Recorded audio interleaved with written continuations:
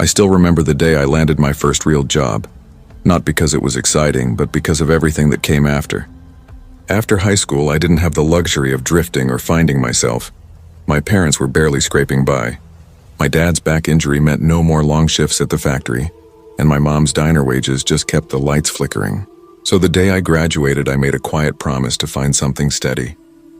For a month straight, I filled out applications until my hand cramped, rode buses across town that reeked of oil and rain, sat through stiff interviews where smiles never reached anyone's eyes. Most went nowhere. Then somehow luck blinked my way, or at least that's what I thought. A small private accounting firm on the outskirts of Cedar Bluff, Pennsylvania, Dawson and Creekman Financial, called me back. The building wasn't much. 2 stories, brick facade, cracked parking lot. But it felt like a beginning. There were 23 of us at the final interview. Only 2 got hired, me and a girl named Kara Mills. She was about my age, maybe a year younger, with auburn hair that caught sunlight like copper wire. We clicked instantly, nervous, broke, desperate to belong. But the others, they weren't welcoming. From day one, something felt off.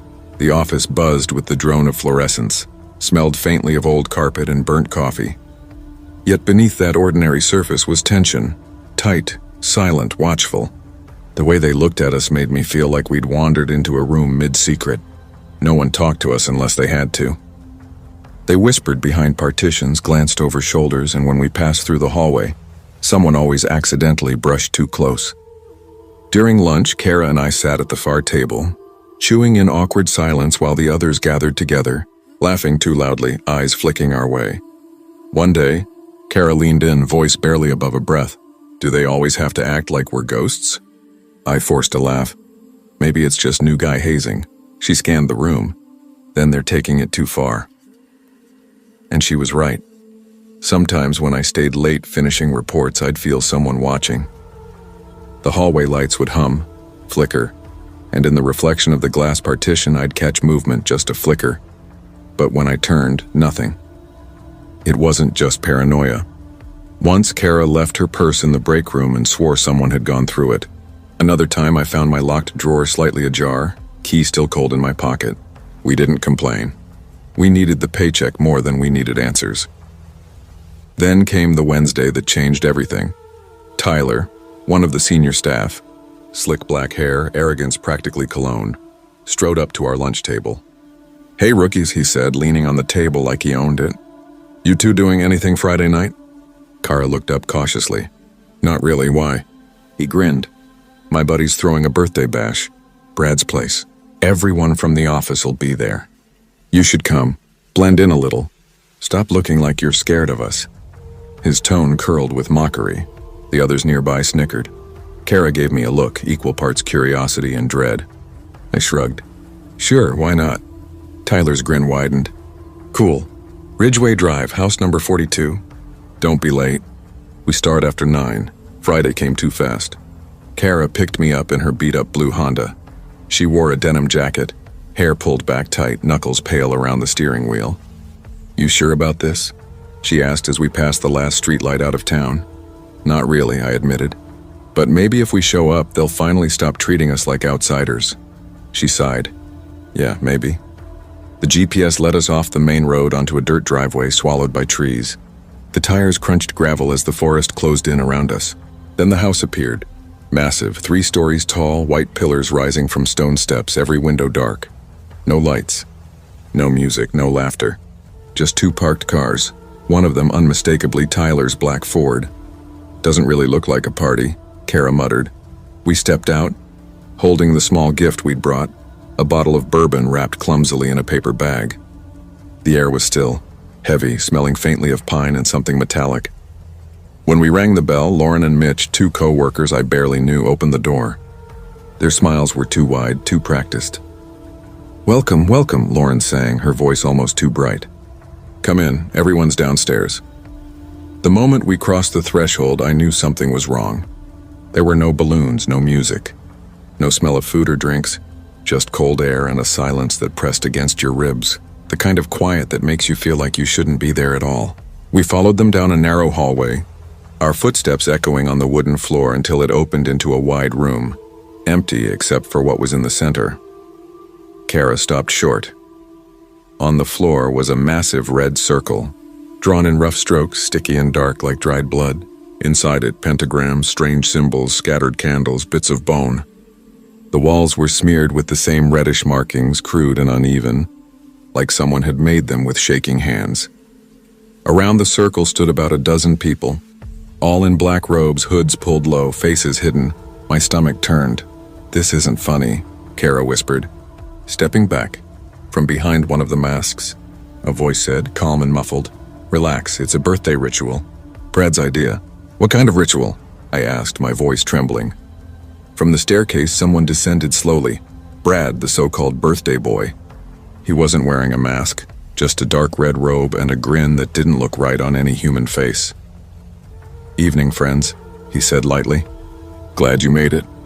Welcome to my party." Kara's fingers dug into my arm. "This isn't normal." Brad lifted his hand like a preacher quieting a crowd. Now, no need to be scared. Think of it as an initiation." "Into what?" I asked. His grin widened. "You'll see, but let's make it fun. Only one of you walks out alive." The room broke into laughter. I froze. "What the hell are you talking about?" "Rules are simple," Brad said, turning toward a table where a shotgun rested. He picked it up with care, almost affection. "You've got 1 minute to hide anywhere in the house. After that, I come find you. The one I find loses." Kara's eyes widened. "This is sick." "Relax," Tyler said from across the room, smirking. "It's just a game." But the way he said game made my stomach knot. Brad checked his wristwatch. 1 minute starts. Now, the lights dimmed. The group began chanting, low, rhythmic, in some language that curled around my ears like smoke. Kara grabbed my arm. "Run," we split. She bolted up the stairs. I tore through the hallway toward what looked like a kitchen. The place was a maze. Locked doors, sheet-covered furniture, the air thick with dust. Each step on the wooden floor groaned beneath me. I dove under a massive oak table, crouching low. Heart slamming so hard I thought it might give me away. Then came the sound. Footsteps. Slow. Measured. Come out, wherever you are," Brad sang, his voice teasing, almost giddy. I held my breath. My pulse roared in my ears. The steps drew closer. Then silence. Maybe he'd gone upstairs. Maybe he was after Kara. A voice whispered right behind me. "There you are." I spun around. Brad stood inches away, shotgun leveled at my face, grin splitting wider. My whole body went numb. He pulled the trigger. Click. A cold stream of water hit my cheek. Brad doubled over, laughing. "Gotcha," Tyler whooped from the doorway. "Best initiation ever." Brad was crying from laughter now. "You should have seen your face, man." I just stared, shaking. "You mean, this was a joke?" Brad nodded, wiping his eyes. "A prank. Office tradition. We do it every year for the newbies. You're officially one of us now." Kara came running down the stairs, pale, breathless. When she saw everyone laughing, her face twisted. "You psychos." "We thought we were going to die." Lauren smirked, folding her arms. "Welcome to Dawson and Creekman, sweetheart." Brad raised the fake shotgun like a trophy. "Best birthday ever." But the laughter broke off when a sound came from upstairs, a heavy thud followed by a sharp scream. Everyone went still.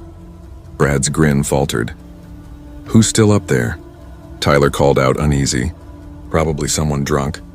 Before he could finish, the lights flickered once, twice, then every bulb in the room exploded at once, glass raining down like hail. Darkness swallowed us. Someone screamed, closer this time. When the emergency lights flickered back on, I wished they hadn't. Lauren's body was slumped against the wall. Her throat was slit clean, blood pooling beneath her shoes. Tyler shouted, "Jesus Christ, what the hell is this?" Brad dropped the shotgun. "This isn't funny anymore." "Who did that?" In the center of the room, inside the pentagram, something moved. A shape. A figure. When the light steadied, we saw her. Kara. But not the Kara I'd run with. Her face was ghostly pale, her eyes wide and glassy, her mouth stretched into a slow, unnatural smile. She stepped inside the circle and whispered, "You all wanted to summon something, right?" Brad stammered, Kara, what are you?" She tilted her head, voice soft and wrong. "Finishing your game." Before anyone could react, the candles flared high. Flames licked the walls, the air thickened with heat. Papers caught fire. The smell of burning hair and metal filled the room. Tyler tried to run, but something invisible slammed him into the wall. His neck twisted at a grotesque angle. Brad staggered backward, choking. You're doing this." Kara smiled wider. "You called for it. You wanted the devil at your party, well." Her grin split wider, eyes glowing faintly red. "You got me instead." Then she laughed, a sound that wasn't human. The flames roared higher. One by one, people fell, screaming, choking, blood spilling from their eyes as smoke filled the air. I crawled for the door, coughing, lungs burning. When I looked back, Kara stood in the center of the inferno, hair whipping in the heat, ash spiraling around her like a storm. "Seth," she said softly. "See you Monday." Then the ceiling collapsed. When I woke, I was outside on the lawn, covered in soot. Fire trucks, police, the house reduced to charred bones. A paramedic knelt beside me. "You're lucky, son. You're the only one we found alive." They never found Kara's body. The report said it was a gas leak. No mention of blood. No symbols. No chanting. That Monday, I went back to work. The office was silent, scrubbed clean of memory. A new batch of hires sat where the others had once laughed. And there she was, Kara, sitting at her desk like nothing had ever happened. She looked at me, smiled faintly, and whispered, "Hey, aren't you glad we're not the new ones anymore?"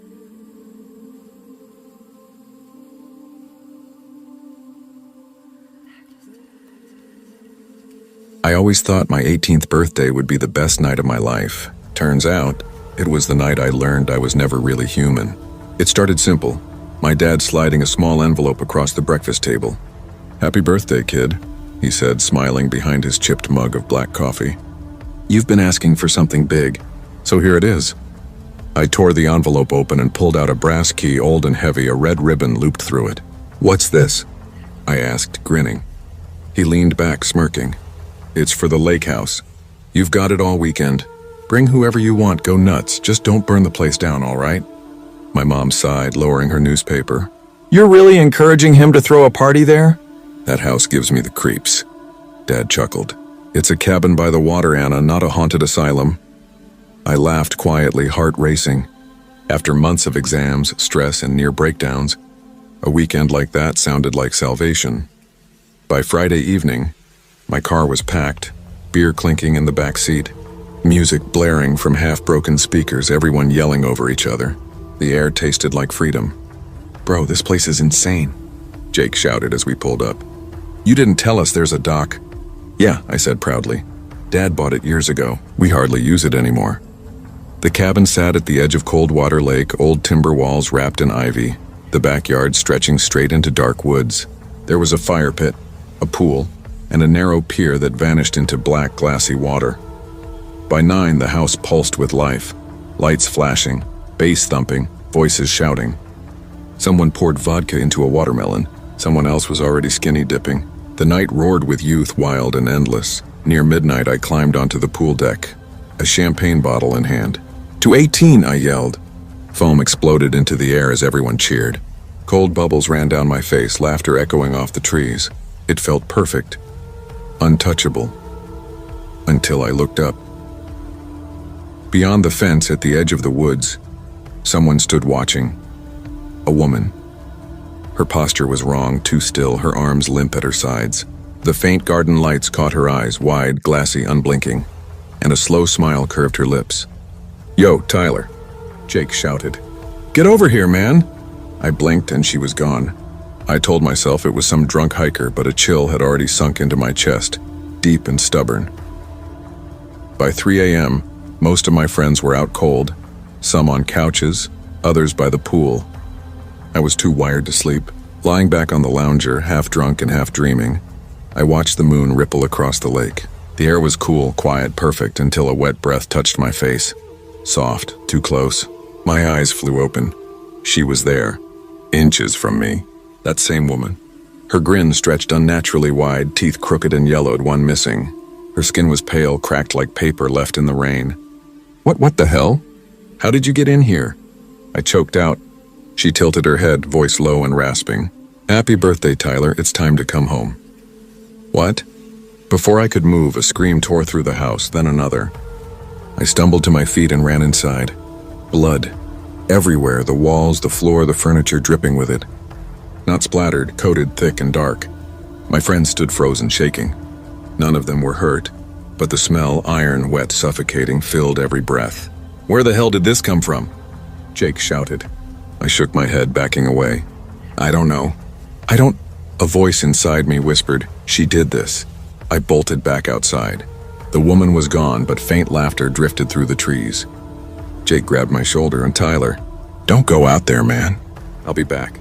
"Lock the doors," I said, snatching my flashlight and jacket. The woods swallowed me whole. Every twig snapped, tightening my chest. My light flickered. "Hey, lady, who the hell are you?" My voice vanished into the wind.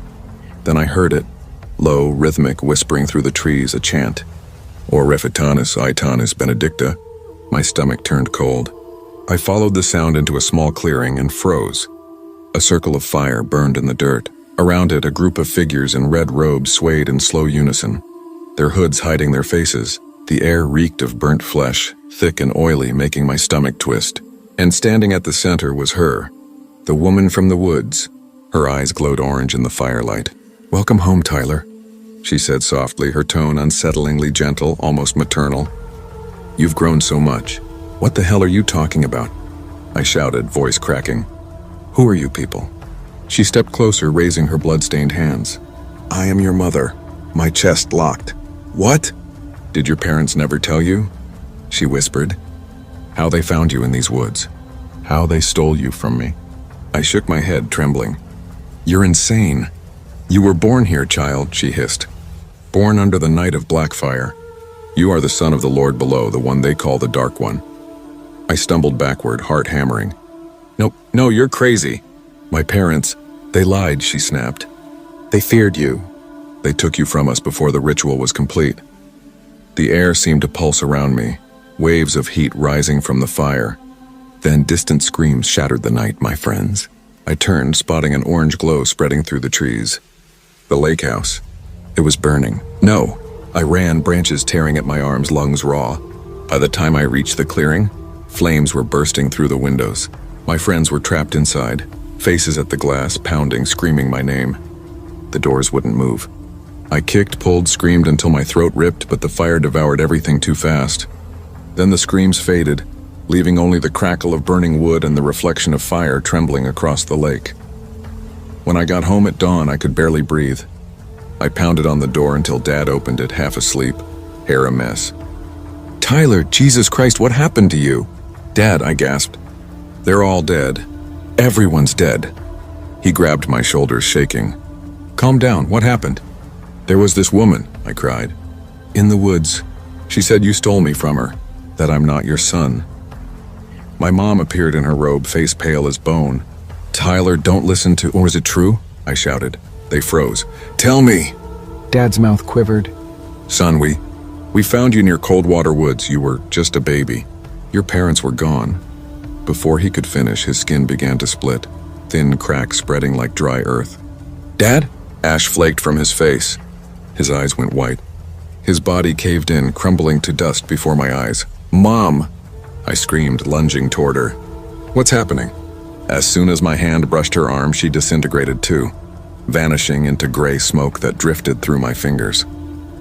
I collapsed, sobbing, staring at the piles of dust where they'd stood. Then the pain began, deep in my chest, searing, suffocating.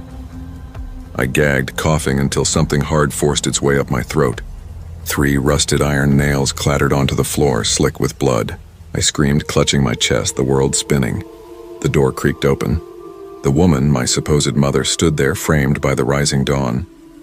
Her red-robed followers fanned out behind her. Her smile had softened, almost loving. "Your powers have awakened, my son," she murmured. "You can no longer touch humans. They will turn to ash." I stumbled back. "Stay away from me!"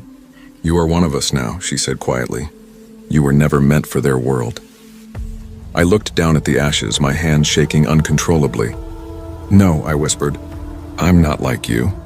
She took a step forward. "Yes, you are. You were born from my offering to the Dark One. Your blood carries his mark. You belong to the night." The air thickened, humming with power. The walls trembled, lamps shattered. My veins pulsed black beneath my skin. Her voice became distant, echoing inside my skull. "Come, my child. The world has no place for your kind, but we do. Let us teach you." I met her eyes, bottomless, glowing like embers, and for the first time I felt it. The hunger, the voice inside me that wasn't mine. It whispered she was right, that I was born from darkness, that I was meant to feed. Now I live with them, deep in the woods where the moon never feels warm. We pray in circles of flame. We offer the innocent to the fire. Each night I feel less human. Each night the Dark One speaks clearer. They call me Lior. It means the light that fell. Funny, right? My human parents called me Tyler. It means maker of bricks. But she says it means nothing in the language of the damned. I can drain a man's soul through his eyes now. I can turn flesh to ash with a touch. And yet sometimes when I see the moon's reflection on the lake, I remember that night. The laughter, the champagne, the smell of freedom. And for a heartbeat, I miss being human, just for a second. Then I remember what I am, and what I was born to do. The fire burns brighter when I speak his name, and the woods whisper it back. Orphitanus Avisus. The night belongs to me now.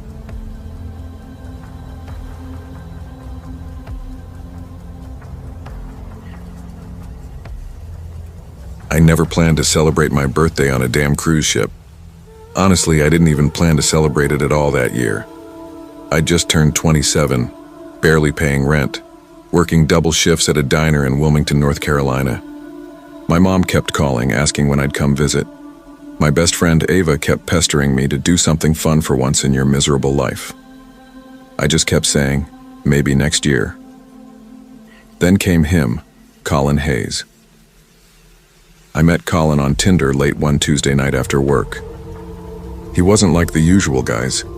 No gym selfies, no fishing pics, no mirror shots with truck decals behind him. One of his photos showed him in a crisp white uniform, the ocean stretching out behind him. His bio read, Captain for Atlantic Wave Cruises. Traveler, dog person, likes quiet dinners and loud thunderstorms. When we matched, I honestly thought it was a scam. I even messaged, "Yeah, right, captain of what?" He replied 2 minutes later, "A canoe." Then, "No, something a little bigger." We started talking, then FaceTiming, then meeting for coffee near the docks a few days later, and yeah, he really was a captain. Mid-30s, calm and self-assured in that way that makes you feel safe just standing next to him.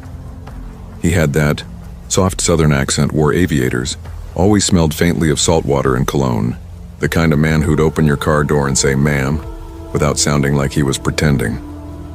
After a few weeks of casual dates, he told me he wanted to do something special for my birthday. "How about we take the Azure Star out for a few days?" he said, sipping his iced coffee, eyes sparkling. "You mean like an actual cruise?" I laughed. "Yeah, I'll have a cabin set up just for you. We can sail down the coast. You deserve something nice, Lena." He said my name softly, like it meant something. I hesitated. "I can't afford that, Colin." "Don't worry about a thing," he said, leaning in with that easy smile. "It's my ship. You're my guest." It sounded insane, but flattering. And for once I thought, why not? Maybe I could do something spontaneous, something beautiful for a change. The ship was docked at Cape Charleston Port. The Azure Star was enormous, gleaming white decks, gold-trimmed railings, the faint hum of music echoing from within. Passengers lined up with luggage, laughing, taking selfies. I felt completely out of place in my thrift store sundress and old sneakers. Colin met me near the boarding ramp, crisp in his uniform, exuding that same effortless confidence. "Happy early birthday, sailor," he grinned, handing me a key card. "Cabin 302. You really did this?" I asked, half laughing. "Told you," he said. "I don't joke about the sea." When I scanned my card at the terminal, the attendant frowned. Miss, your name's not showing up on our list." Colin leaned over, flashing his ID. "She's with me, captain's guest." The woman nodded, apologetic. Still, something about not being on the list made my stomach twist. Colin was busy most of the afternoon handling crew business, so I explored the decks alone. The sunlight shimmered off the ocean, dazzling white. Kids splashed in the pool. Couples sipped cocktails under umbrellas. It should have been perfect, but something about the air felt heavy. Every now and then, I caught people glancing at me. Not the usual curious glances. These were quick, sharp, knowing.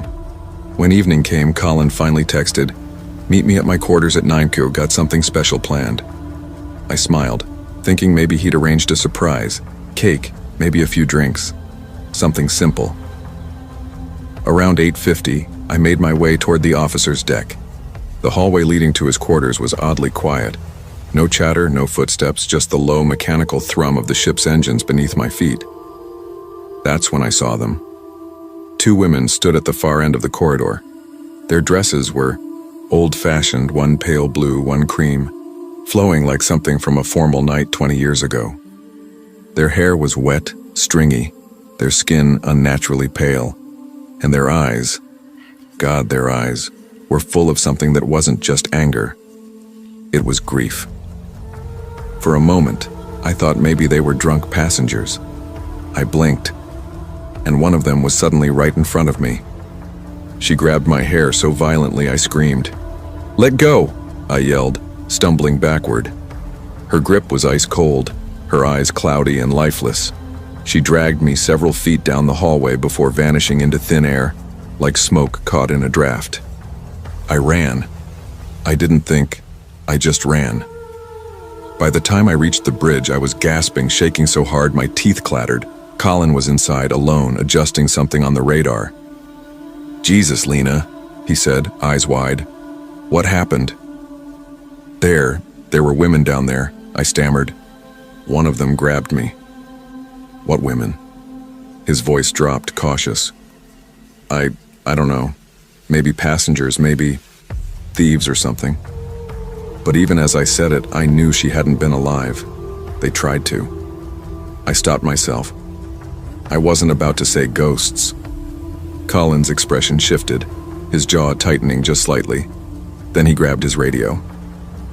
"Security to Corridor C near my quarters," he said, voice low and steady. "Check for two women, possibly trespassers." He turned back to me, his hand resting lightly on my shoulder. "You're safe now, okay? Nobody sneaks onto this ship, we'll check it out." Something about his voice calmed me, but underneath that calm, something in me whispered, "Run." When we reached his cabin, two guards were already there. They looked uneasy. "Nothing, Captain," one said. "Corridor's clear. No one matching that description."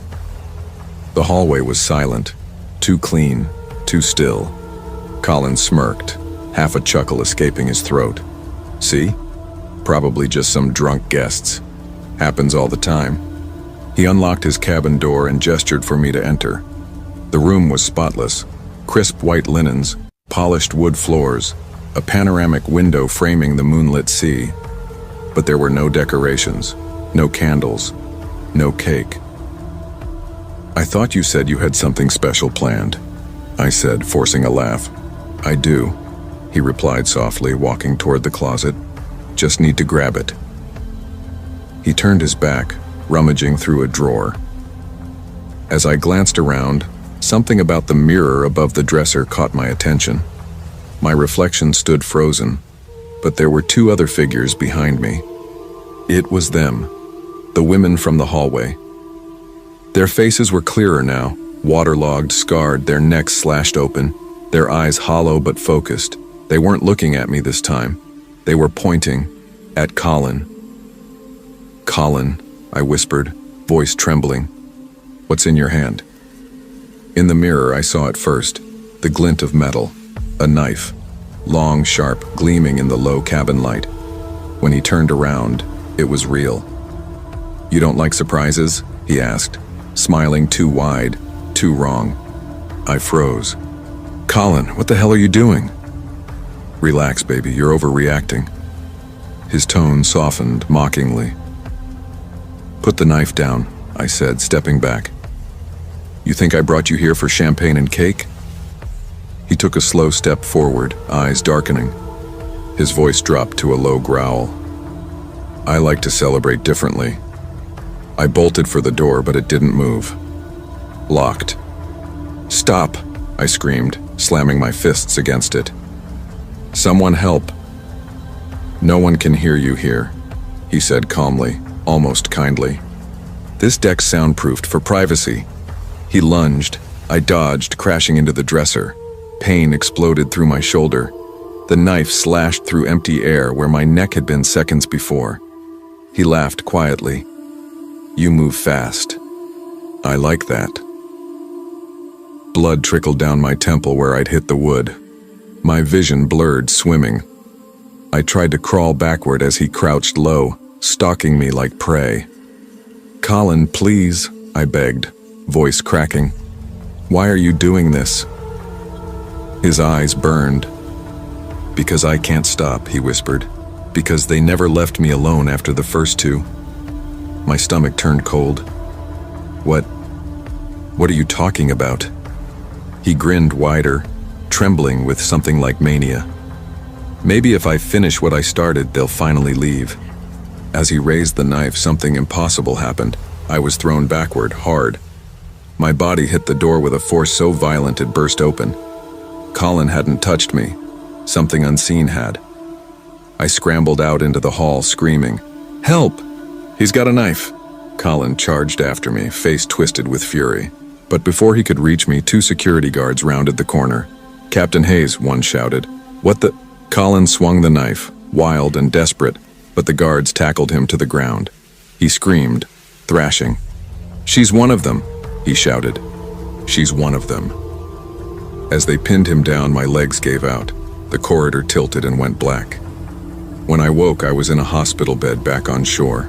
My mother sat beside me, eyes red from crying. "Baby," she whispered, clutching my hand. "You're safe now." A detective came later, holding a folder thick with photos. "We've arrested Captain Colin Hayes," he said. "He's being charged with attempted murder and 2 prior homicides." My breath caught. "Prior?" He nodded grimly. 2 women passengers found dead in their cabins on previous cruises. Stab wounds. Same ship, same deck. He set the file on my lap. "Recognize them?" My fingers trembled as I flipped the photos over. My stomach twisted. The women staring up at me from those pictures, the ones with the pale faces and drowned eyes, were the same ones I'd seen that night. The ones who dragged me away, the ones who saved me. I celebrated my birthday 3 weeks later at home, surrounded by family and Ava. No fancy dresses, no champagne. Just laughter, pizza, and a grocery store cake. When I blew out the candles, I didn't make a wish. Because I realized something that night aboard the Azure Star. Sometimes the only thing standing between you and death isn't luck. It's mercy from those who've already suffered. Now, whenever I see the ocean, a chill runs through me. I imagine those women still out there watching over the waves, making sure no one else steps into that cursed cabin. And sometimes when the wind shifts just right, I swear I hear it, a soft whisper carried over the tide. "You're safe now, Lena.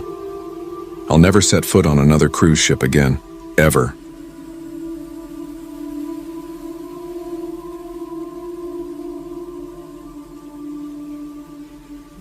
I never thought turning 18 would almost get me killed.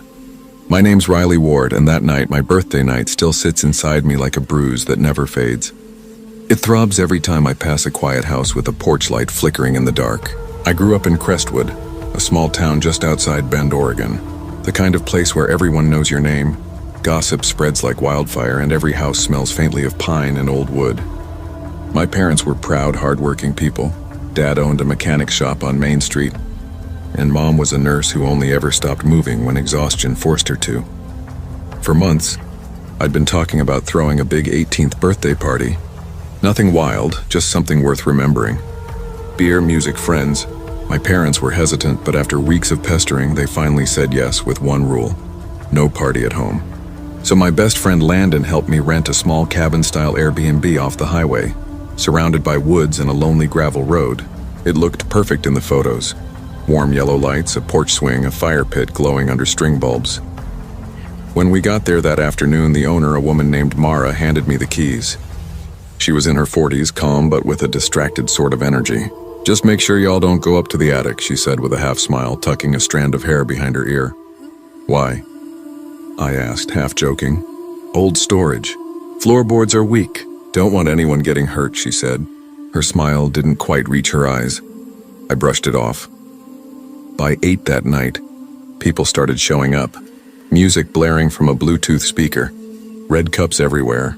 The sharp scent of cheap beer and perfume thick in the air. Everyone from school came. It felt like one of those rare nights when everything actually goes right. "Riley, birthday boy," Landon shouted, slinging an arm around me. "Man, you're officially an adult. Time to make some bad decisions." "Yeah," I laughed, clinking my cup with his, "starting with this terrible beer." Everyone cracked up. Someone turned the music louder. Someone else lit sparklers outside, and for a while it was perfect. Then I saw her. She stood near the staircase, alone, quiet, watching me. At first I figured she was one of Landon's friends. She had pale skin, dark hair falling over one eye, and a vintage red jacket that looked like it belonged to another decade. When our eyes met, she smiled faintly, then started walking toward me. "Hey," she said softly, her voice smooth, almost musical. "Happy birthday." "Thanks," I said, trying to place her face. "You're with Landon's group?" She shook her head. "No, I just heard about the party. That was weird. We hadn't invited randoms, but she didn't seem dangerous, just off somehow." "Well, glad you came. I'm Riley." "I know," she said, tilting her head a little. "You're turning 18 today." The way her eyes stayed on me made something in my chest tighten, not from attraction, but unease. Before I could say anything, Landon yelled from the kitchen, "Riley, dude, come take a shot with us." When I looked back, she was still staring. "Come on," I said, grinning to mask the tension. "You drinking or what?" She smiled, barely. "Maybe later." Her voice dropped lower. "There's something I want to show you upstairs." "Upstairs?" I repeated. The house was quieter up there, the music muffled beneath the floorboards. We passed a few closed doors, warm light seeping through the cracks. "What did you want to show me?" I asked. She stopped near a narrow hallway closet and pointed up at a thin pull cord dangling from the ceiling. "You hear that?" she whispered. I frowned. "Hear what?" "Something moving up there," she said. "In the attic." I laughed nervously. "You're kidding, right? There's no one up there." But then I heard it too, a faint shuffle like something dragging across the boards. "Could be rats," I said quickly.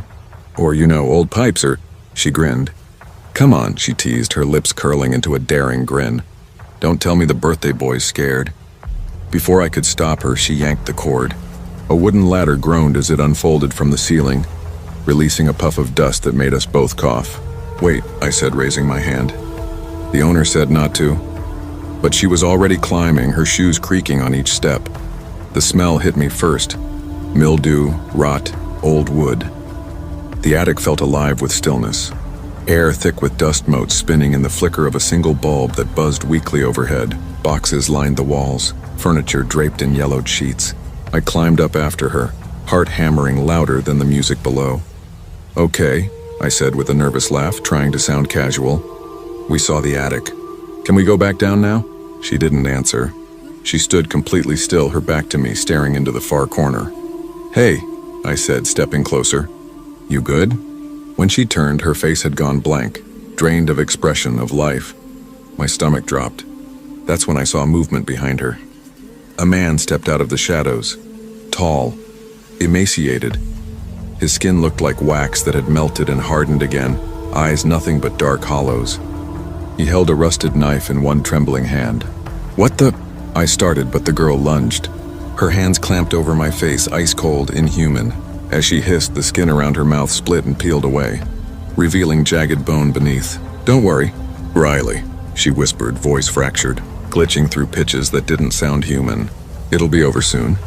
Everything went black. When I woke, my wrists and ankles burned.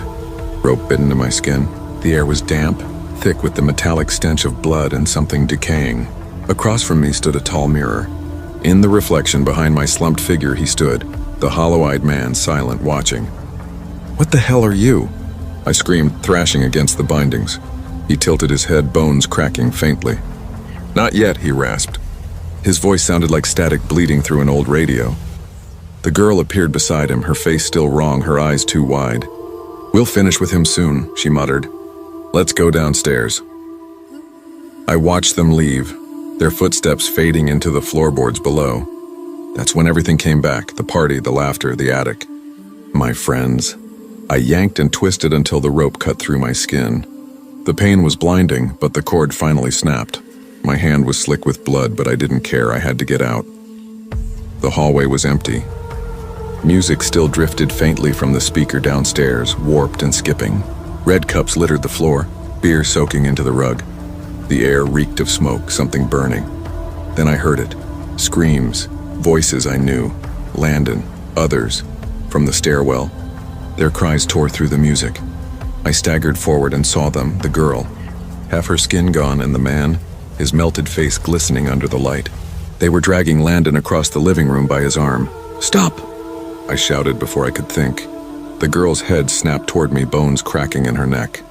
Her hollow eyes widened. "He's awake." I ran. Something heavy crashed into me from behind, slamming me into the floor. Pain exploded through my chest.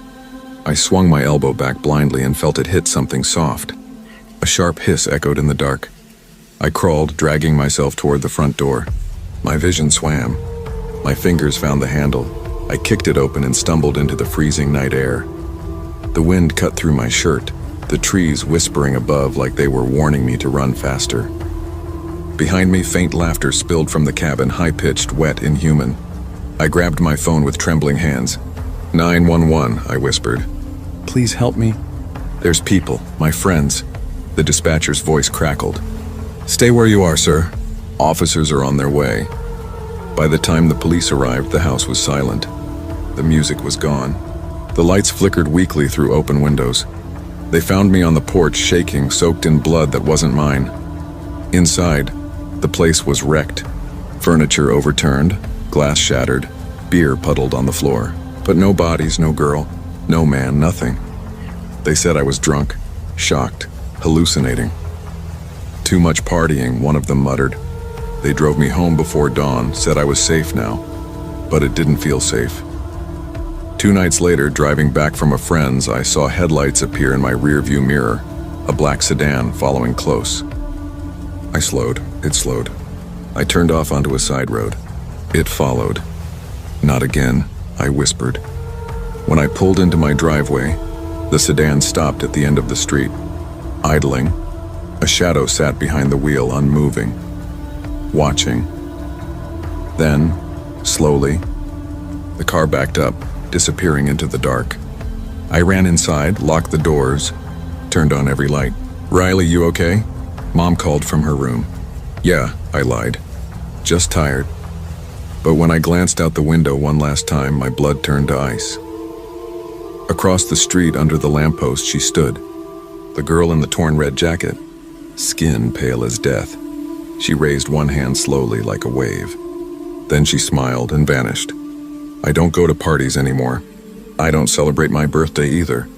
Because sometimes when the wind presses against the house just right, I hear faint laughter drifting from above, from the attic. And I know they're still looking for me.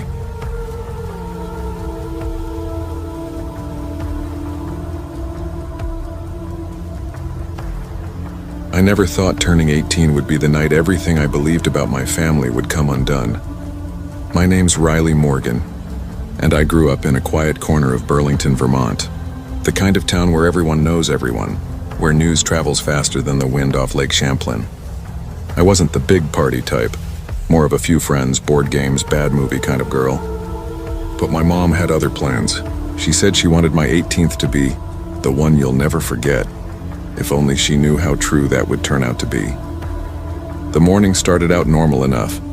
Balloons tied to the porch railing, streamers taped crookedly along the ceiling, and my dad teasing that I'd finally have to start paying rent now.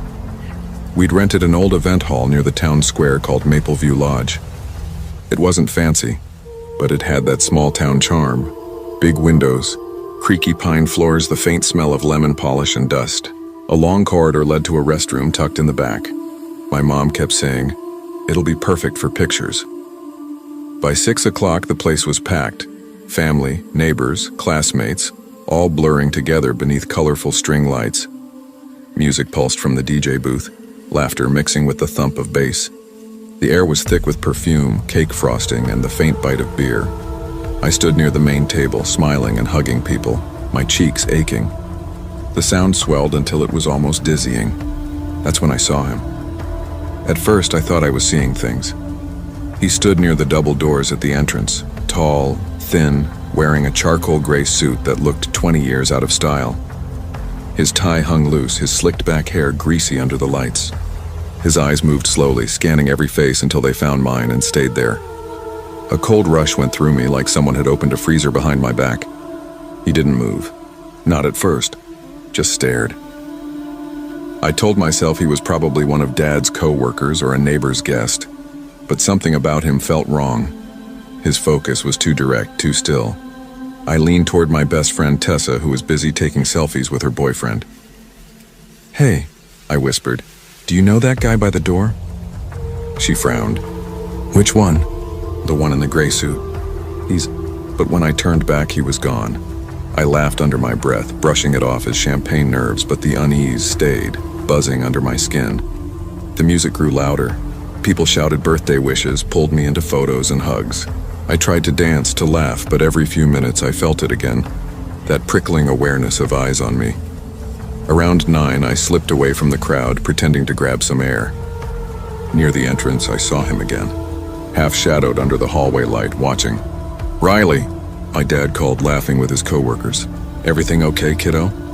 "Yeah," I said quickly, forcing a smile. "Just hot in here." He raised his beer. "That's my girl. Go cool off, then come back for the toast." I nodded, but I wasn't heading to the bar or outside. I just needed quiet, space, somewhere I could breathe. I walked down the long corridor toward the bathrooms, the noise fading until it was replaced by the faint hum of a single flickering fluorescent. The air smelled of wood varnish and old pipes. I pushed open the women's restroom door, thankfully empty, and the sharp scent of bleach hit my nose. Locking myself in one of the stalls, I sat there, heart pounding, listening to my own uneven breathing. When I finally stepped out, I splashed cold water on my face and stared into the mirror. My reflection looked pale, washed out under the harsh light, eyes wide and tired. Then, movement behind me. I froze. He was there, standing by the door. The man in the gray suit. He was taller than I'd thought, easily over 6 feet.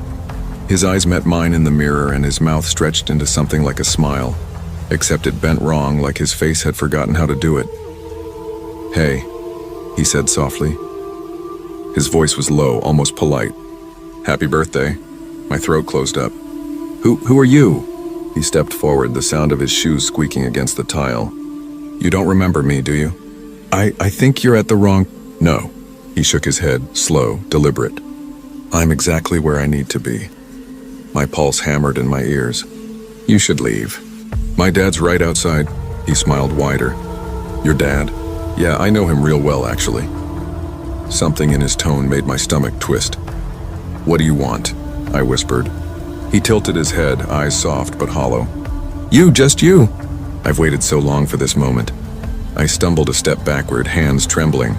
"Stay away from me." He didn't. He moved closer, careful, almost tender, like he didn't want to scare me, even though I already was.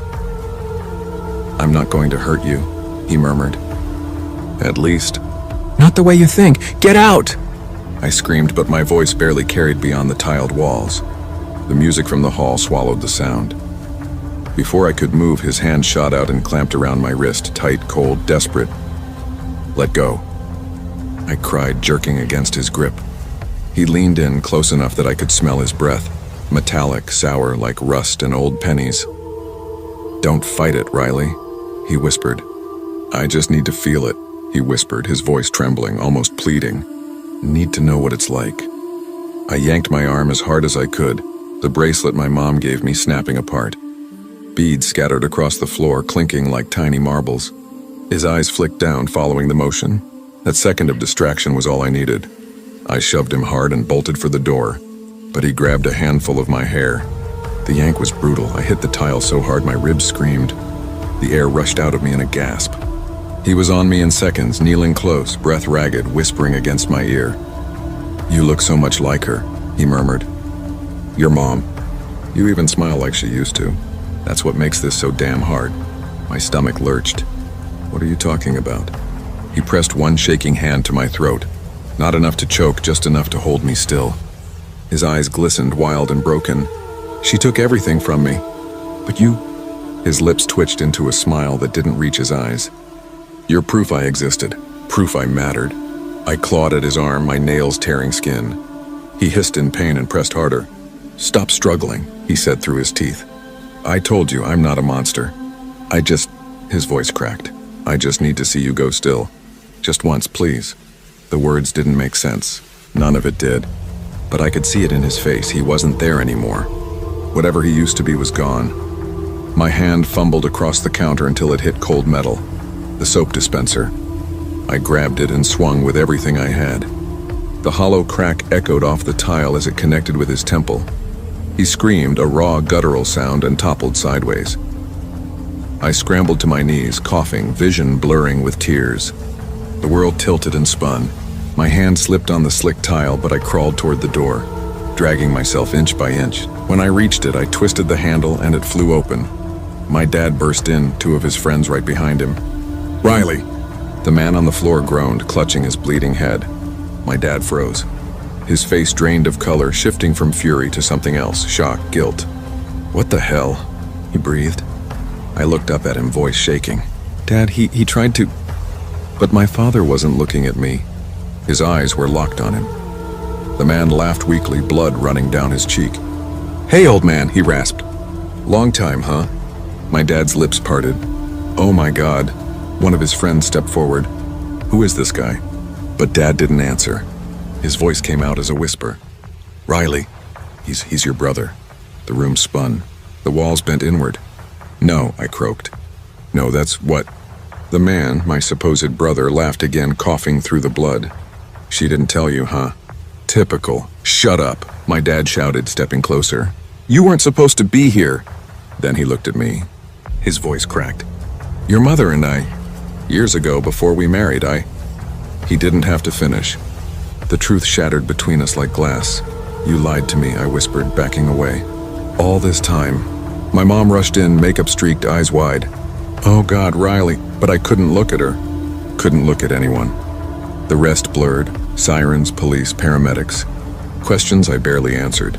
They said he'd be charged with assault, maybe attempted murder. None of it mattered. I just wanted to go home. That night at the hospital, my mom tried to sit beside me. I turned my face toward the wall. "Riley," she said softly, voice breaking. "We thought keeping it from you would protect you. We didn't want you growing up with that shame." "Shame?" My voice was hoarse. "You mean him?" Tears filled her eyes. "He wasn't always like this. He used to be..." "Stop." I couldn't bear another word. Outside, the horizon was paling, birds starting to sing like nothing had happened. I stared at the IV drip, at the slow rhythm of the heart monitor, and realized nothing in my life would ever be normal again.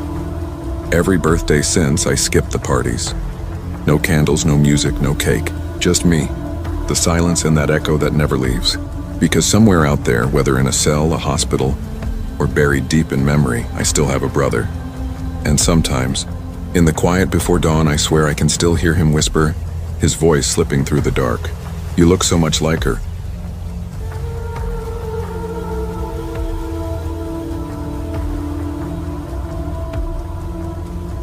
I still remember my little sister's 5th birthday like it happened yesterday, and not for a happy reason. I was 11, old enough to think I was way too cool for anything involving tiaras and sparkly teacups. My mom, Rebecca, had booked this fancy little place called Rosie's Tea Garden just outside of town. It was one of those over-the-top princess experience venues for little girls. Pink walls, lace curtains, crown-shaped cookies. and grown women dressed like off-brand Disney princesses, singing slightly off-key songs about friendship and glitter. My sister Chloe was the star of the day. She'd been talking about it for months, how she was going to wear her yellow bell dress and be treated like royalty. Me, I wanted no part of it. I sat slouched on a chair in the hallway near the entrance, my DS balanced on my knees, lost in Pokemon Diamond. My mom was somewhere in the back talking to the event planner, and Chloe was squealing as one of the princesses sprinkled fairy dust over her curls. That's when I heard a woman's voice. "Hey there. You're Rebecca's kid, right?" I looked up. She was standing a few feet away, mid-40s maybe, brown hair tied in a low bun, a pale yellow cardigan, a big warm smile. She looked like someone's Sunday school teacher. Yeah, I said, pausing my game. "Thought so." Her smile grew wider. "You probably don't remember me. I'm your Aunt Linda. Haven't seen you since you were, gosh, maybe 4 years old." That didn't sound totally impossible. My family's huge, and there are cousins and aunts from marriages I barely know. People are always showing up at reunions acting like I'm supposed to recognize them, so I went along with it. "Oh yeah, maybe," I said casually. Linda laughed softly. "You've gotten so tall. Your mom always said you were gonna shoot up like your dad." I nodded, polite but distracted. She leaned a bit closer. "How's school? You still liking it?" "It's fine," I said. "I'm in 6th grade now." "6th grade, huh? Wow, you must be doing great." I shrugged. "I guess." She smiled again, that warm Sunday school teacher smile. "That's wonderful. Hey, listen. I brought Chloe a big dollhouse for her birthday. It's out in my car. I was hoping you could help me carry it in." "It's a little heavy." Something in my stomach tightened, not quite fear, just that weird instinctive twinge. Still, nothing seemed wrong. She sounded normal. She looked normal. Then she added, "I also brought another cake, chocolate fudge, Chloe's favorite. If you help me, you can have the first slice before everyone else." That actually sounded nice, but something about it still nagged at me. My dad had drilled it into me a million times. Don't go with strangers, even the nice ones. But in my head, this woman wasn't a stranger. She knew my mom's name, Rebecca. She knew my sister's birthday theme. Even the gift, I hesitated. "Where's your car?" "Right outside, hun," she said gently. "Just through the back door. It's closer than the parking lot."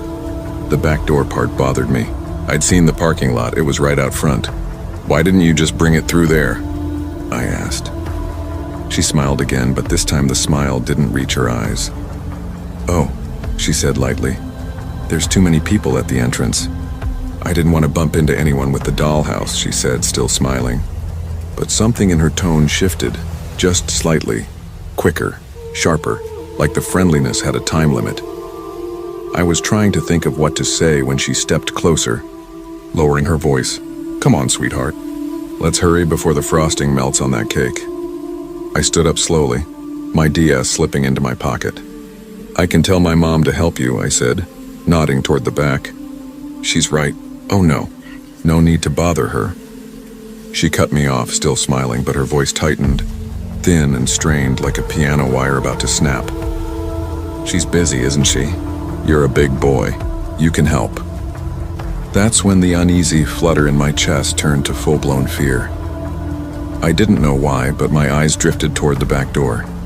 She followed my gaze, and that's when I saw it. Through the small window pane, a car was idling just outside, engine running. There was a man in the driver's seat, his face dim behind the glass, staring straight at us. Linda noticed me noticing. Her smile faltered for the first time, but only for a second before she forced it back on.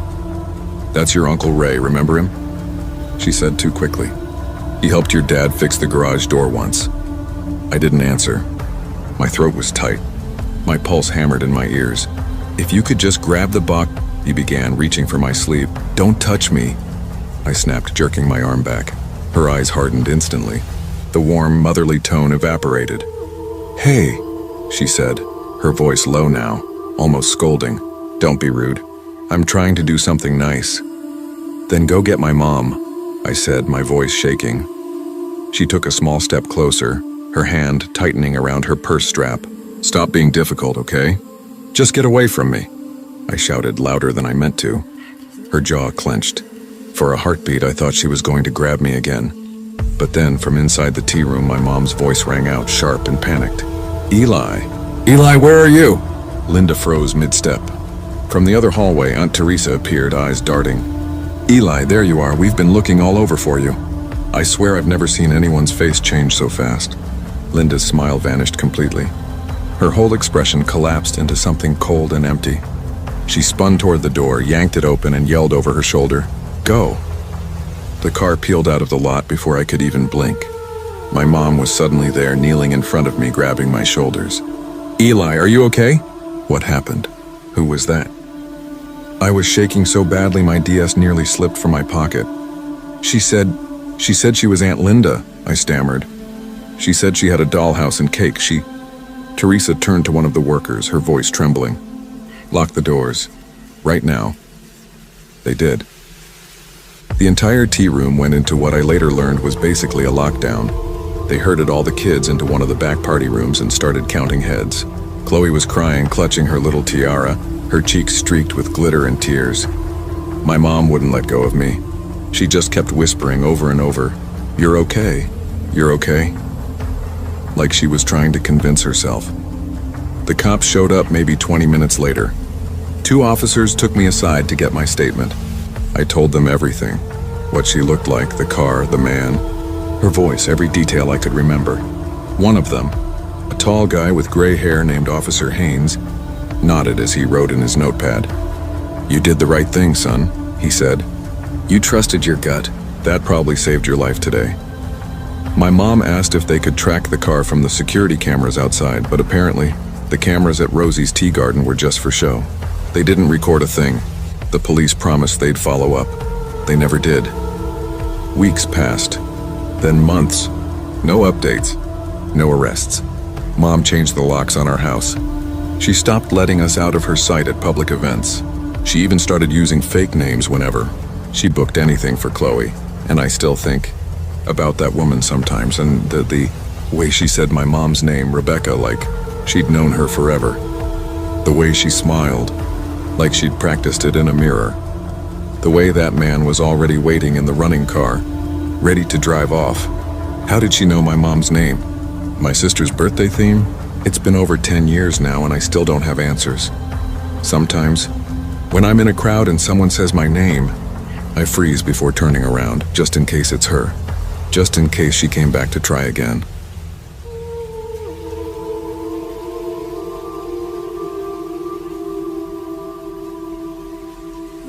I always thought birthdays were supposed to be loud, messy, and filled with people you actually wanted around.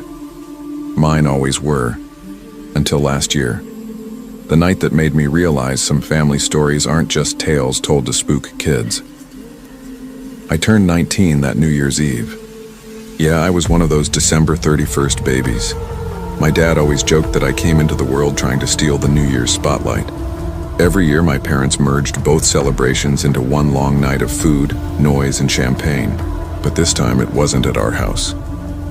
My Aunt Sandra had gone abroad for a year, some medical contract in the Philippines, and she'd offered us her countryside home in Ash Grove, Oregon. The place was massive, long hallways that seemed to breathe, high ceilings and dark wooden floors that creaked even when no one was walking. She had a caretaker, a quiet man named Mr. Harlan, who my mom said was a little off but harmless. When we arrived that afternoon, I remember the house being colder inside than it was outside, even with the heaters on full blast. Guess Aunt Sandra forgot to pay the ghost for heating, Lily joked, dragging her suitcase across the floor. "Don't start that again," my mom said, rolling her eyes. "There are no ghosts here, just bad insulation." But Lily wasn't joking. Not really. My cousins had told me a dozen times the house was haunted, that Sandra once woke up to the sound of someone brushing their hair in the guest bathroom, that she'd find the sink full of black strands every morning, even though she lived alone. I laughed it off, like always. I wasn't one for ghost stories. Honestly, I was more worried about whether my friends from town could make it through the snow before midnight. By 6, the whole family had arrived. The air smelled like roast chicken and cinnamon cider. Champagne popped for the adults, and my dad pretended not to notice the cheap beer Lily and I sneaked. The living room glowed with that warm, amber, New Year's light, music from someone's phone speaker, my little cousin Jake racing around with glow sticks shouting, "Happy birthday, Eli." I smiled and played along, but something felt off. The laughter felt slightly out of sync, the air a little too still for a house so full of people. By 10, my friends still hadn't shown. Outside, the snow had begun to fall, soft, slow, smothering sound itself. "Guess it's just family this time," my dad said, clapping my shoulder. "Come on, son, one last party before adulthood ruins the fun." He poured me a drink, half cider, half champagne, and everyone gathered around the TV for the countdown. 2 p.m. The room was chaos, laughing, shouting, glasses clinking. My uncle, already drunk, tried to dance with the dog. I stood by the big window watching the snow glow under the porch light. Lily came up beside me. "You okay? You look like you've seen a ghost." I snorted. "Not yet. Maybe later." She smirked. "You ever been down the East Hall where the guest bathroom is?" "No, why?"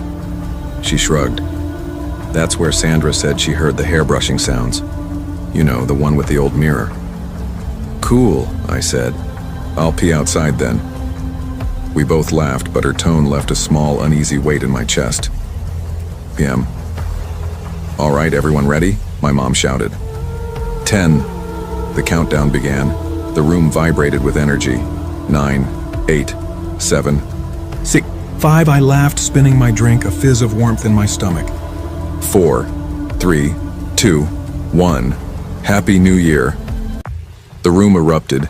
Cheers, confetti, champagne bursting. My uncle banged pots together like a maniac. I laughed, dizzy from the sound and lights, until I realized I really needed to pee. Slipping away unnoticed, I headed down the hall. The east corridor swallowed the noise behind me until it sounded like laughter coming from underwater.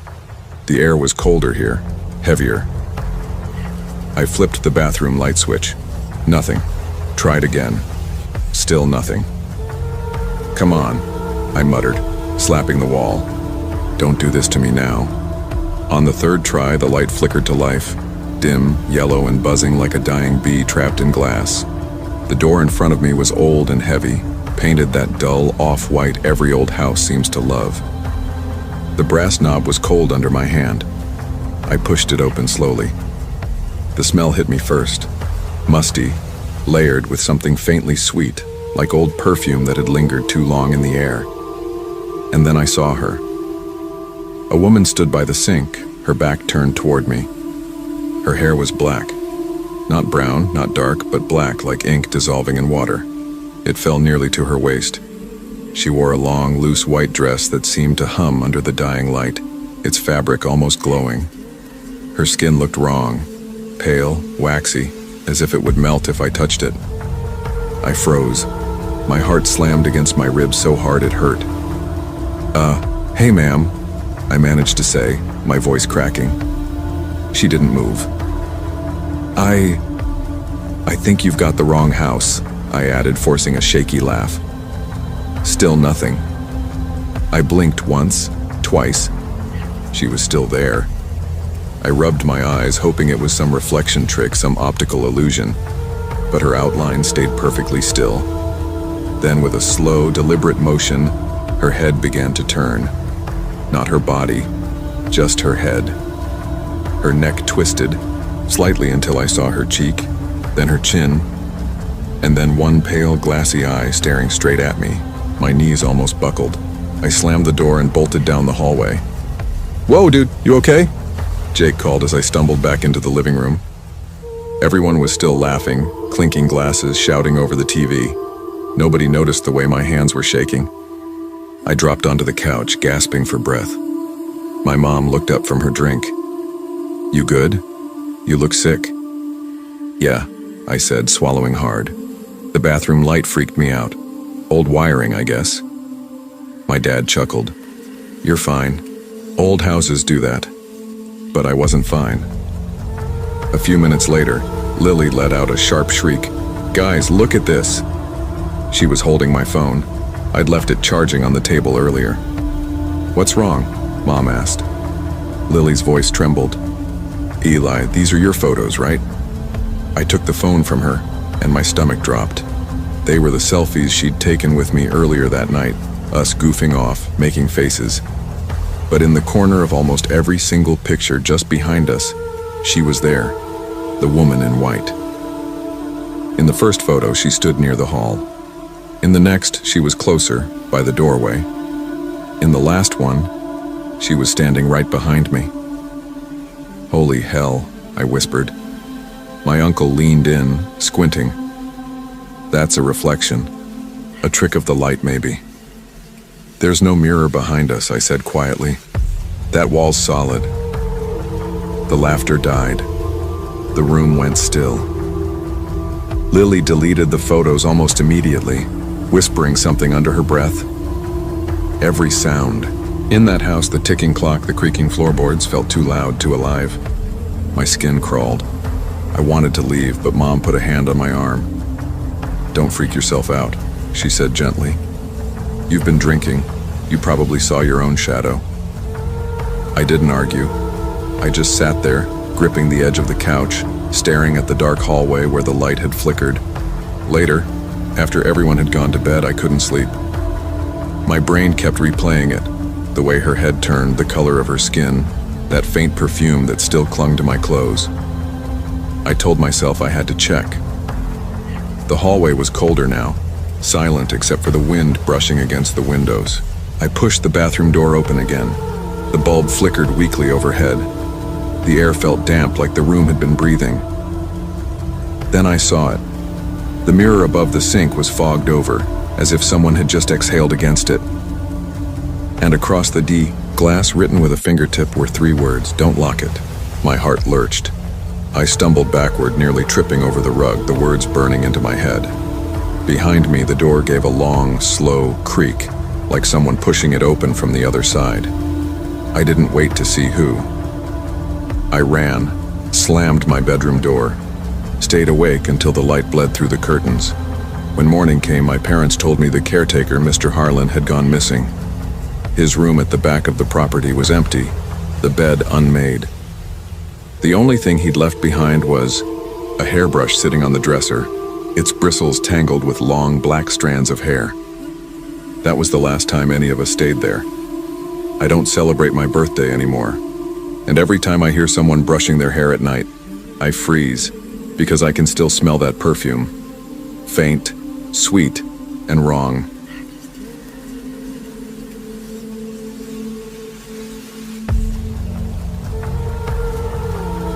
I never made a big deal about my birthday. Never had. Even as a kid, I was the one cutting my cake quietly in the kitchen, while my cousins tore through the living room like wild animals. I didn't like the attention, the off-key singing, or the fake cheer that came with it. My mom used to say I was born old, and maybe she was right.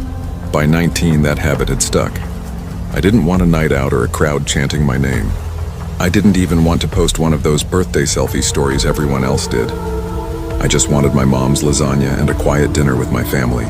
Of course, my friends had other plans. Around 8 that night, I was sitting on my bed scrolling through my phone when Ryan, my best friend since middle school, texted, "Ryan, yo, man, we're not letting your boring ass waste your birthday again. Get dressed." I laughed under my breath and typed back, "Me, already did dinner. I'm good, let's just chill tomorrow." A few seconds later, my phone lit up with a FaceTime call. Ryan's face filled the screen, curly hair spilling from under a beanie, that goofy grin he wore like a permanent accessory. "Tomorrow?" he scoffed. "Nah bro, tonight we're taking the Jeep out to Ridge Pine." I frowned. "Ridge Pine? Dude, that place is closed off at night." He shrugged, eyes flicking towards someone beside him. "Technically, yeah, but no one patrols that trail after dark. It's chill, just a couple miles of dirt and trees." You'll love it. "It's your birthday, man, come on." I hesitated. I knew Ridge Pine State Park, 30 minutes out of town, thick with woods, picnic spots, and hiking trails. But once the sun set, it went dead quiet. Not even the rangers stuck around past 8. My phone buzzed again, 2 new texts. "Tyler, you're coming, bro. Don't be a buzzkill. Liam, we got the drinks. Don't make us waste gas." That last one made me laugh. I sighed, tossed my phone onto the bed and muttered, "All right, fine. Just for a bit." By the time they pulled up, the sky had dipped into that dark orange hour where the world feels like it's holding its breath. Ryan's black Jeep was already coated in dust from earlier rides. When I climbed in, the air hit me. Cheap cologne, fast food, and energy drinks. "Birthday boy," Tyler yelled from the passenger seat, half out the window with a red plastic cup raised high. We pre-gamed a little. "You started without me," I said, laughing. "Just a warm-up," Liam called from the back seat, holding up a half-empty bottle of vodka. "You're the guest of honor." Ryan grinned and tapped the wheel. "Seatbelt on. Let's make it memorable." As we drove, the roads thinned out, the streetlights fading behind us until there was nothing but tree silhouettes and fireflies pulsing in the dark. By the time we reached the park entrance, orange cones blocked the road. "See?" Ryan said, hopping out. He moved one aside with a casual kick and got back in. "Easy. Until a ranger catches us," I muttered. He just laughed. "It's your birthday. Live a little." The one-lane road into Ridge Pine wound like a black ribbon through the woods. The Jeep's high beams cut through mist and branches that reached too close, brushing against the windows. The deeper we went, the more the forest seemed to swallow the light. Every tree melted into the next until it all became one endless breathing shadow. A sign flashed by in the headlights. Trail 14, Ridge Path Loop. "That's the one," Ryan said. "Perfect for off-roading." The dirt trail was narrow, barely wide enough for the Jeep. Rocks jutted up like bones from the ground. Each bump made Tyler whoop like a maniac. "Bro, this is insane," he shouted over the music. "You sure we won't get stuck?" "I've done this before," Ryan said, gripping the wheel tighter. "Relax." "Yeah," Liam added, laughing. "And last time you popped a tire." Ryan flipped him off without looking. "That was one time." By then, the air inside was thick with smoke. Tyler had rolled one and passed it around. I didn't smoke much, but I took a few hits. The windows fogged slightly, and through the faint hum of bass and laughter, the smell of pine and damp earth drifted in through the vents.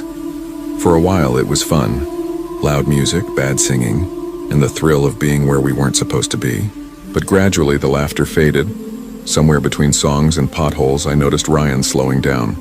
"What's up?" I asked. He didn't answer right away. His eyes darted toward the dark outside the windshield. Then, barely above the engine's hum, he said, "Did you guys hear that?" The music cut off. The silence that filled the Jeep felt too heavy, like the woods were leaning closer to listen. Everyone went quiet. It was faint but sharp, a sound that didn't belong to the night. A scream, high-pitched and distant, cutting through the trees. Definitely human. Probably an animal, Tyler said, forcing a shaky laugh. Sounded like a woman, Liam muttered. We waited, no one breathing. The Jeep idled softly, headlights humming, and the only sound was the whisper of wind brushing through the leaves. Then it came again, a shriek, longer this time, echoing ahead through the woods. Ryan angled the headlights forward. The beam sliced through the dark, revealing nothing but fog, bark, and dirt. "I don't like this," I said quietly. "Maybe it's a fox," Tyler said, laughing nervously. "They scream like that sometimes." Ryan nodded, but his jaw was tight. "Yeah, probably." Still, his knuckles stayed white on the steering wheel. We sat there for a while, pretending it was fine. Then Ryan parked the Jeep in a wider clearing off the trail. The music came back on, lower this time, just bass murmuring under our voices. Tyler poured vodka into the cups, and Liam launched into some long rant about his ex, full of curses and eye rolls. We laughed, half-hearted, but grateful for the noise. For a few minutes, it almost felt normal again. Then I said, "Gotta take a leak," and pushed open the door. The air outside hit cold and heavy, thick with pine and damp earth.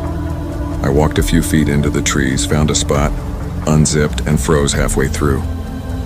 Crunch. A footstep. I wasn't imagining it.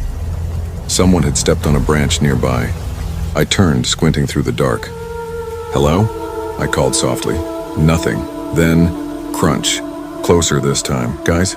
I shouted, backing toward the Jeep. The engine roared to life, headlights flooding through the trees. Ryan's voice cut through the noise. "Get in, dude." I ran, heart pounding, and slammed the door behind me. "What happened?" Tyler asked, eyes wide. "I heard footsteps," I gasped. Like someone walking toward me. Ryan turned on the brights, aiming straight ahead, and that's when we saw her. A woman stood about 10 feet in front of the Jeep, right at the edge of the trail. She wore a gray hoodie, the hood pulled low over her face. She wasn't moving. Ryan rolled his window down halfway. You okay?" he called out. No answer. She just stood there. Then slowly, too slowly, she stepped backward into the trees until the shadow swallowed her. "What the hell was that?" Liam whispered. "I don't know," Ryan muttered. "But we're leaving." He shifted into reverse. "Wait," Tyler said suddenly, voice cracking. "Look." We all turned. My stomach dropped. There were more of them, at least 4 figures, all in hoodies, standing just inside the tree line, one on each side of the trail, still watching. "Jesus Christ," Ryan whispered. "Dude, drive." "Now," Liam said, his voice breaking. Ryan hesitated for a fraction of a second. Too long. Something slammed against the back of the Jeep. A deep, heavy thud. Tyler screamed and twisted around. Through the red glow of the taillights, a man stood inches from the rear window, staring straight in. His face was blank, drained of color, his eyes catching the light, glowing almost animal-like. "Go!" I shouted. Ryan hit the gas. The Jeep tore forward, bouncing hard over roots and rocks. Branches whipped against the window, snapping in the wind. My head slammed the headrest. Nobody spoke, just our ragged breathing and the engine's roar.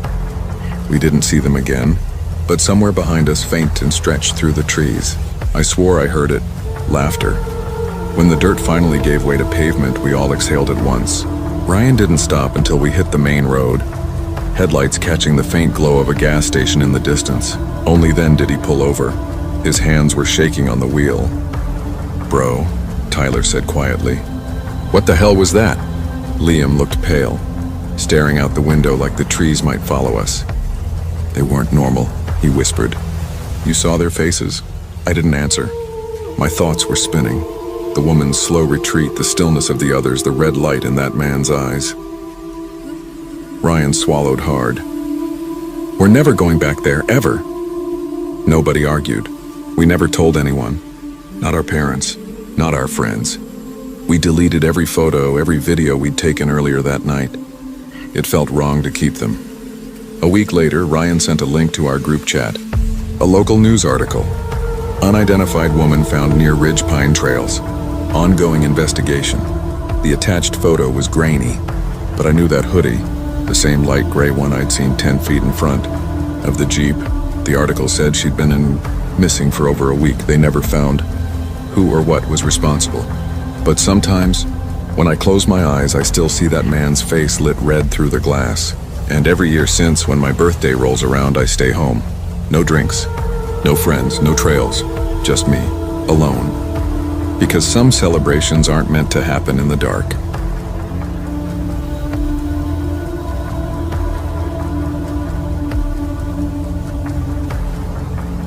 I never thought my 21st birthday would become something that still wakes me up shaking at night.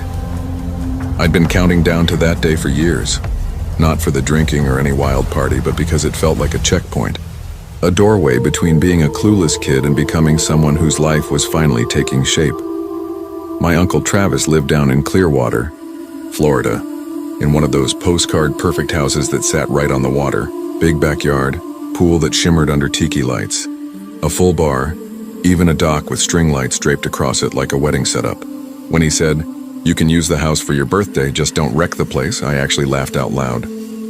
It felt like winning the lottery. I'd just finished my second year of college and was back home, crammed into a tiny apartment with 2 roommates and 0 privacy. Travis's place felt like a dream escape. I started planning weeks ahead. Nothing crazy, just a few close friends, some music, some beer. You know how that goes, though. I invited maybe 15 people. Each of them invited 2 or 3 more. By 9 o'clock, the backyard looked like a college tailgate gone feral. Music pounded through the outdoor speakers. Bass so heavy you could feel it in your ribs. People were in the pool. Beer pong tables covered the patio. Couples made out under the string lights. I was already a little buzzed, laughing too loud, not caring that things were getting out of hand. "Bro, this place is sick," my friend Tyler shouted over the music. He had 2 Coors Lights clenched in one hand, foam spilling over his fingers. "Yeah, just try not to drown anyone, all right?" I yelled back, grinning. That became my mantra of the night. "Stay outside. House is off limits unless you're using the bathroom." I must have repeated it 100 times. Still, people slipped inside, some to pee, others pretending to. I caught one couple tangled up in the downstairs guest room, and that alone made my stomach twist. By 11:30, I was trying to rein things in, but it was like the party had grown its own pulse. I kept spotting faces I didn't know, guys in beanies and dark hoodies lingering near the fence, whispering to each other. Every time I looked their way, they turned their heads. Around midnight, the inevitable happened. Red and blue lights washed across the pool like a warped disco. "Party's over," one of the cops yelled as they came through the side gate. "Let's go, everyone out." It took almost 20 minutes to clear the place. When the last group stumbled off down the street, beer cans floated lazily in the pool, catching the colored light. My chest tightened. Travis was going to kill me. Soon it was just the core crew left, Tyler, my buddy Chris, and 2 girls from school. We sat around the pool talking quietly. The music long gone, the night suddenly too still. One by one they drifted off until only Tyler remained, drunk and glassy-eyed. "Dude, just crash on the couch," I told him. He mumbled something, half asleep. "Your uncle said no sleepovers, right?" "Yeah," I sighed. "But one guy won't hurt." He nodded, or maybe just swayed, and I helped him inside. He hit the couch and was out before I even found the light switch. I did a quick sweep of the place, locked both backyard gates, checked the back door, turned off the kitchen lights. When I came back, Tyler was already snoring, deep and ugly. For a moment, I just stood there in the dark living room looking at the chaos. Empty bottles, wet footprints on the tile, confetti drifting in the pool outside. I told myself I'd deal with it all in the morning. Upstairs, I brushed my teeth with my finger, too tired to care, and collapsed on the guest bed. I don't know how long I was out before my stomach twisted. Maybe an hour. I bolted upright, dizzy and clammy, stumbled into the bathroom and threw up until my throat burned. It was one of those burning, nauseating hangovers that hit too soon, like my body was punishing me before I even had the chance to regret anything. I splashed water on my face and gripped the edge of the sink, head pounding, stomach tight, trying to breathe through it. That's when I heard it. Footsteps. Not above me, below, downstairs, near the foyer. Slow, steady, deliberate. At first, I told myself it was Tyler getting up for water, but then I remembered how wasted he'd been. He could barely stand, let alone walk. I stepped out into the upstairs hallway, the floor cold under my feet, and leaned over the railing that overlooked the foyer. The house was mostly dark, lit only by the soft blue shimmer from the pool through the glass doors. "Tyler?" I called out, my voice low and shaky. The footsteps stopped. Whoever was down there froze mid-step right in the center of the foyer. I squinted, trying to focus through the dim light. There was a figure, a man maybe, standing completely still, head tilted up toward me. I couldn't make out a face, just a dark silhouette. Then, from the living room, I heard a soft, rhythmic snore. Tyler. He was still asleep. A chill ran through me, so sharp it almost made me dizzy. "Who's there?" I called, louder this time. No answer. A floorboard creaked near the kitchen, then another. Whoever it was moved, slowly, deliberately, out of sight. I backed away from the railing, my heart hammering so hard it hurt. My brain went blank. Run, hide? Lock myself in the room? I didn't want to leave Tyler down there, but some instinct screamed that I wouldn't help anyone if I got caught. I grabbed my phone, hands slick with sweat, and called Tyler's number. Praying the sound would wake him, he answered. "Tyler," I whispered. Relief breaking through my fear. Nothing, just breathing, slow, heavy. My blood ran cold. I hung up so fast my thumb slipped on the screen. My hands were shaking uncontrollably as I dialed 911. 911, what's your emergency? The operator's voice was calm, practiced. I whispered, "There's someone inside my uncle's house. I think they broke in. My friend's downstairs, he's passed out. I'm upstairs." "Okay," she said. "Stay on the line with me. Can you lock the door to the room you're in?" "Yes," I breathed, backing into the guest room and sliding the lock shut as quietly as I could. "Do not announce that you've called the police," she said firmly. "Just stay quiet. Officers are on the way. What's your address?" I gave it to her, voice trembling. Then, knock. A soft tap on the door. Light. almost polite. I froze. "Are they at your door?" She whispered. "Yes," I mouthed, barely breathing. "Stay quiet," she said. "Do not respond." The doorknob turned slowly, a metallic click that made my skin crawl. Then it stopped, silence, then breathing. On the other side, my whole body shook. I could feel tears pressing behind my eyes, but I didn't dare make a sound. "Help is close," the operator whispered. "They're almost there." It felt like hours, but it must have been only minutes before I heard movement downstairs. Boots on tile, voices shouting. "Clear, clear!" The front door creaked open fully, and a rush of footsteps filled the house. "You can go downstairs now," the operator said softly. "Officers are inside." I cracked the door open. "Up here!" I called. 2 officers met me on the stairs, flashlights cutting through the dark. They found the back door wide open, the curtains fluttering with the night breeze. Tyler was still on the couch, dead asleep, drool running down his chin. They searched every room. Nothing. Whoever had been there was gone. One of the cops asked if anything was missing, but I had no idea. It wasn't my house. I just kept nodding, numb, thanking them while they promised to leave a patrol car nearby until morning. When I finally went back upstairs, I couldn't even think about sleep. Every creak, every gust of wind made my pulse jump. I sat by the window until dawn broke over the water, pale and empty. 2 days later, my uncle came home early. I told him about the party, not the break-in. Just said things got a little wild. He sighed, didn't look surprised. A week later, he called me. "Hey," he said, "you didn't happen to see my Cartier watch, did you? The one I keep in the kitchen drawer?" My stomach dropped. It was gone. That was the moment I told him everything. The party, the strangers, the footsteps, the knock. He didn't yell, didn't threaten to make me pay. He just said in the calmest voice I'd ever heard, "You'll never use my house again." And he meant it, but that's not what still keeps me awake. What haunts me is the sound of that breathing on the other side of the door, that soft, almost courteous knock, and the cold, gut-deep certainty that whoever stood there wasn't just looking to steal, they were waiting.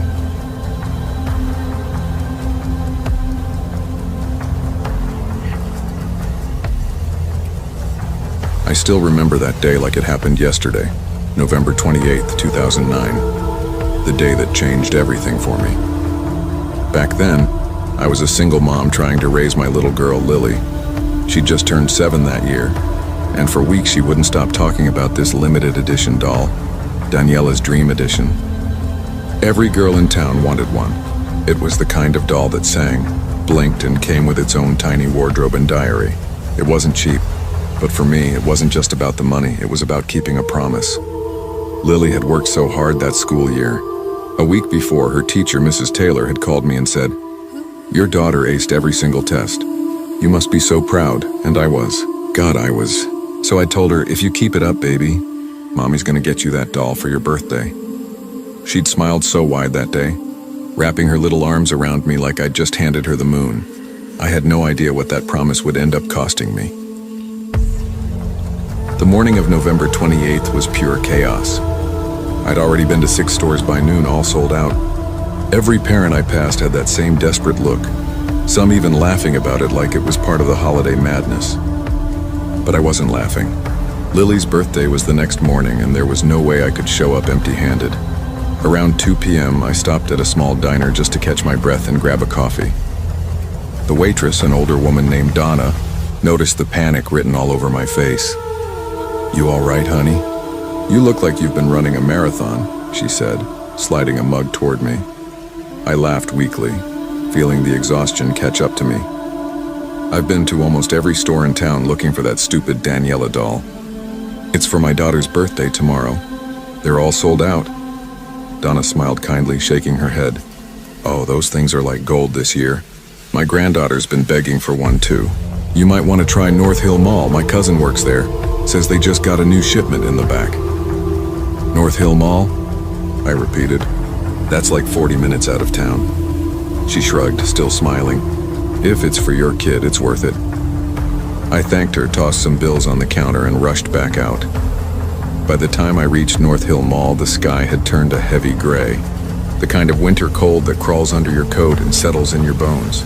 I parked in the back lot and hurried inside. The toy store was chaos, parents arguing, kids whining, shelves half-emptied. I scanned every aisle, heart hammering, the smell of plastic and stale air thick around me. There were dolls everywhere, but not the doll. "Excuse me," I asked one of the clerks, a bored-looking teenager with a name tag that read Sam. "Do you have any Daniela's Dream Edition dolls left?" He gave me a sympathetic look. "Lady, those sold out 2 weeks ago. You might find a knockoff at one of the discount stores down the highway." "Figures," I muttered under my breath, rubbing my temples. That's when I noticed him, someone standing near the end of the aisle, watching me.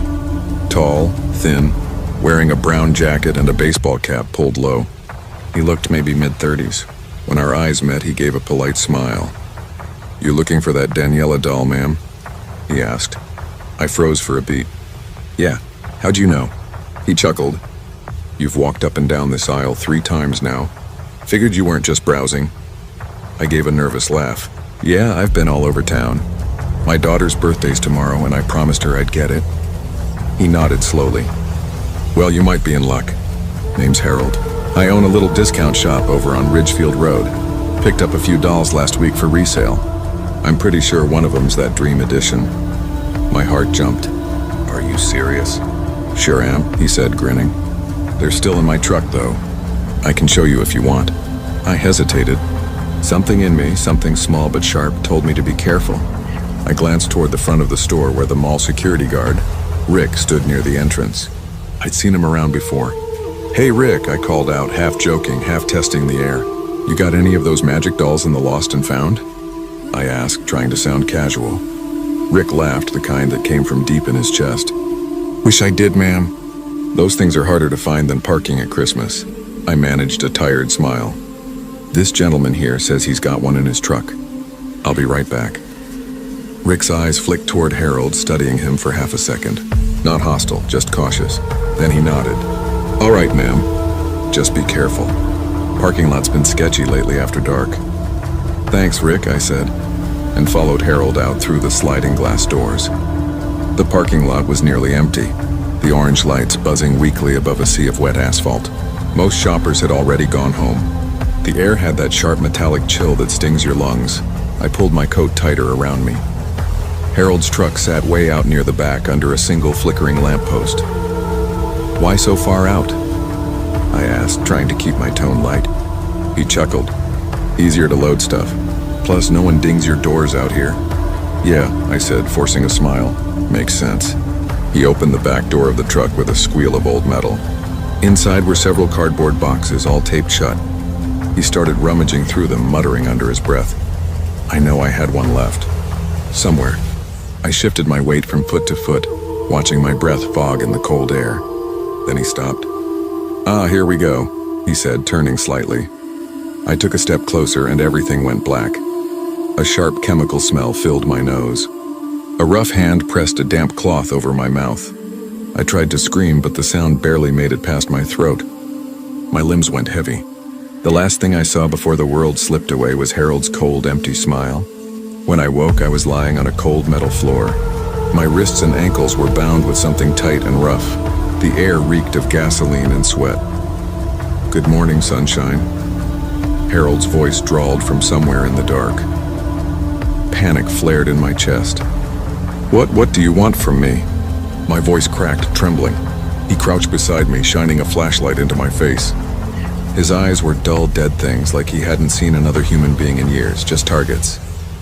"You know," he said quietly, "I get moms like you all the time. Desperate, running around trying to make their kids happy. You'd be shocked how many follow a stranger just for a toy." Tears burned down my face. Please just let me go. I have a daughter. She's only 7. He smiled faintly. "That's sweet. I've got 2 of my own. You know how it is, bills, birthdays, never enough money. So I make mine by selling folks like you." I stared at him, shaking. "You're lying." He leaned closer, his breath hot and sour. "You'll see soon enough." I started sobbing, thrashing uselessly against the ropes. He stood up, muttering to someone else I couldn't see, a second voice moving in the shadows. Then, sirens, faint at first, but growing louder. "Shit!" Harold shouted, slamming his fist against the van wall. The whole vehicle shuddered. How the hell? The van swerved hard. I felt the tires screech, the sudden stop slamming me against the metal floor. Before I could even breathe, a voice boomed from outside.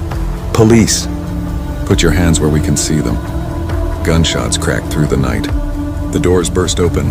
Hands, gloved, firm, grabbed me, pulling me out into the blinding blue and red light. My eyes burned.